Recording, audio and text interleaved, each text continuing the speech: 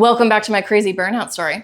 For the first half, check out my last video, but essentially it's October 2023. My boss just sat me down, telling me that he's worried about me and my performance, and asked if I would consider taking a leave of absence.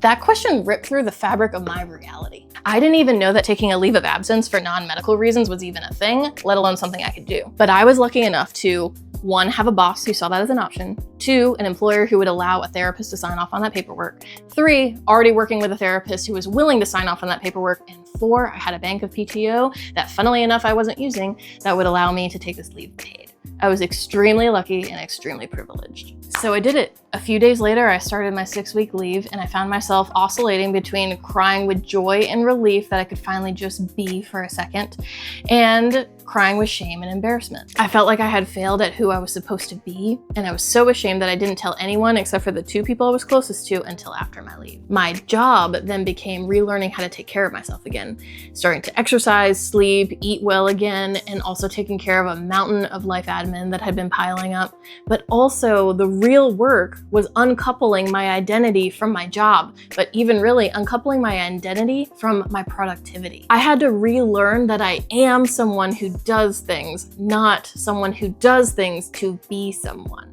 This was so hard because I had grown up prioritizing my function in society over everything else, including myself.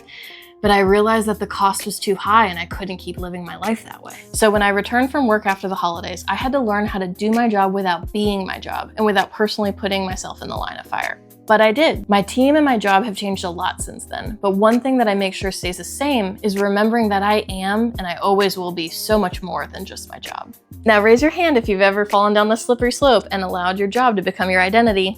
Well, if you need any burnout first aid, check out the video before this story time, and thank you so much for being here. I love you guys, and I'll see you next time!